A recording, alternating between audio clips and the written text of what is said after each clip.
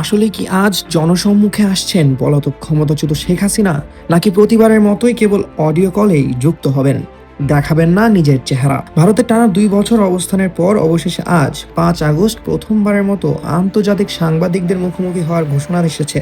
ভারতীয় স্থানীয় সময় বিকেল ৬টায় এবং বাংলাদেশি সময় ৬:৩০টায় নয়াদিল্লির foreign correspondence club of South Asia এফসিসিতে আয়োজিত হতে যাচ্ছে এই বহুল আলোচিত সংবাদ সম্মেলন, যা ঘিরে দেশ বিদেশের রাজনৈতিক ও কূটনৈতিক অঙ্গনে তৈরি হয়েছে প্রবল কৌতূহল।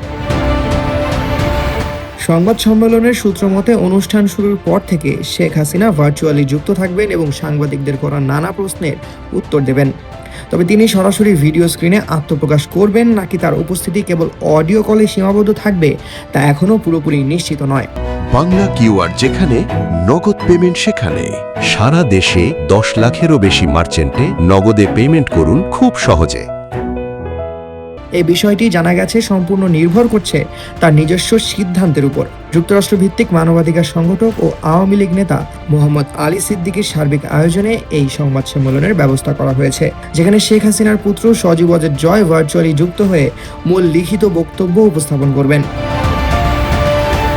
এই সংবাদ সম্মেলনে অন্তর্বর্তীকালীন সরকারের ডক্টর ইউনূস শাসনকালে দেশের আইন শৃঙ্খলা পরিস্থিতি, মানবাধিকার লঙ্ঘন, পুলিশ হত্যা এবং সাংবাদিকদের উপর নির্যাতনের অভিযোগ সহ নানা ইস্যু তুলে ধরা হতে পারে বলে জানানো হয়েছে। সজীব ওয়াজেদ জয়ের পাশাপাশি এই প্ল্যাটফর্মে বিশেষ বক্তা হিসেবে শ্রীলঙ্কা থেকে ক্রিকেটার ও আওয়ামী লীগের সাবেক সংসদ সদস্য সাকিব আল হাসান এবং লন্ডন থেকে সাবেক গোয়েন্দা কর্মকর্তা আমিনুল হক পলাশ যুক্ত হওয়ার কথা রয়েছে। এদিকে মাত্র ৮০ থেকে ৯০ জন সাংবাদিকদের ধারণ ক্ষমতা সম্পন্ন দিল্লির এফসিসি মিলনায়তন ঘিরে তৈরি হয়েছে অভূতপূর্ব চাঞ্চল্য। আয়োজকদের দাবি, বিশ্বের প্রায় ৪০০টি আন্তর্জাতিক গণমাধ্যমের ১৫০০-এর বেশি সাংবাদিক এই সংবাদ সম্মেলনে উপস্থিত থাকতে বা যুক্ত হতে নিবন্ধিত হয়েছেন। শেষ পর্যন্ত ভিডিও ক্যামেরা অন করে শেখ হাসিনা বিশ্বের সামনে আসেন কিনা আর ২ বছর পর আজ কি বার্তা দেন, সেদিকেই এখন নজর আন্তর্জাতিক গণমাধ্যম ও বিশ্লেষকদের। সামিউল জয়, ২১ টেলিভিশন।